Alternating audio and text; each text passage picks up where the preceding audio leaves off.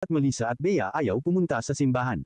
Isang mapagpalang araw sa inyong lahat mga kalingap, sanay hindi niyo po makalimutan na mag-like sa video na ito, at paunawa tapusin muna ang kabuuan ng video na ito mga kalingap at para malaman ang nilalaman nito, at maraming salamat po mga kalingap sa pagpatuloy na pagsuporta lalo na kay Kuya Val Santos Matubang at kay Ate Ed Vlogs at Kalingap Rab, maraming salamat po. Ang magkakapatid na mahiyain na si Chris, Melissa, at Bea ayaw pumunta sa simbahan. Bakit naman kaya? Yan ang sama-sama nating alamin mga kalingap. Si Chris, Melissa, at Bea ay tatlong magkakapatid na lumaki sa isang tahimik na baryo. Sa kabila ng kanilang malalim na pananampalataya, may isang bagay na hindi nila kayang gawin, magsamba sa harap ng maraming tao. Mahiyain silang tatlo at hindi komportable sa mga gawain na kinakailangan nilang magpakita sa harap ng iba, tulad ng pagsasayaw o pagkanta sa simbahan. Si Chris, ang panganay, ay laging iniisip ang opinyon ng iba. Nais niyang maging perpekto sa mata ng lahat, kaya takot siyang magkamali. Si Melissa naman, ang pangalawa, ay medyo tahimik at mas pinipili ang pagiging nasa likod ng mga tao. Hindi siya sanay sa atensyon. Samantalang si Bea, ang bunso, ay isang mahiyaing bata, ngunit natatakot siyang maging sentro ng pansin.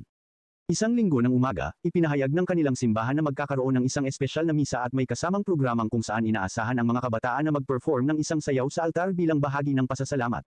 Laking gulat ni Chris, Melissa, at Bea nang malaman nila na sila ay kasama sa listahan ng mga magpe-perform. Teka lang, hindi ko kaya to, sabi ni Chris habang naghuhugas ng kamay. Ako rin, ate, nahiya ako, sabi ni Melissa, na halos hindi makapagsalita sa sobrang kaba. Pati ako, gusto ko lang umupo sa likod at makinig, dagdag ni Bea na may mga mata nang pumikit sa takot. Naiintindihan ng kanilang ina ang nararamdaman nila. Alam ko, mahirap ito para sa inyo. Pero minsan, ang pagsasama at pagtulong sa isa't isa ay mas magaan kapag tayo ay naglalakas loob. Hindi kayo mag-isa. Tinulungan sila ng kanilang ina na mag-practice sa bahay.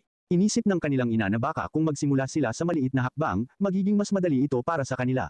Hindi nila kailangang mag-perform ng perpekto, kundi mag-enjoy lang sa paggawa ng kabutihan at pagpapakita ng kanilang pananampalataya.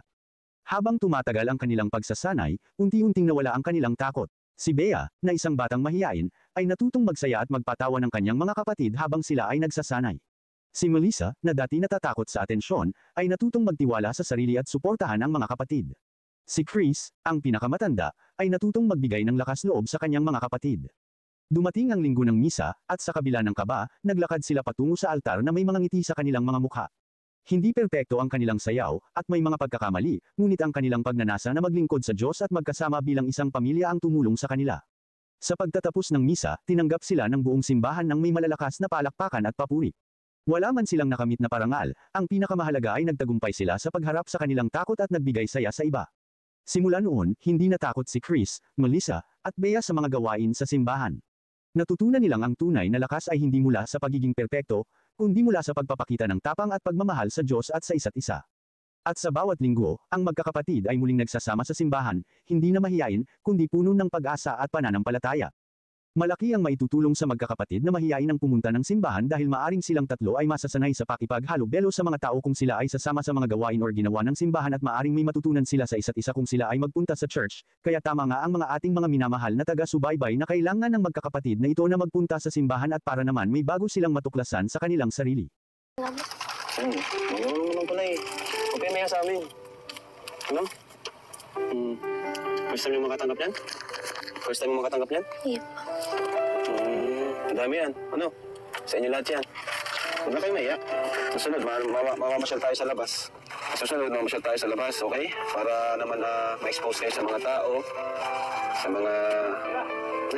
Para masanay din kayo. Gusto mo na kumain?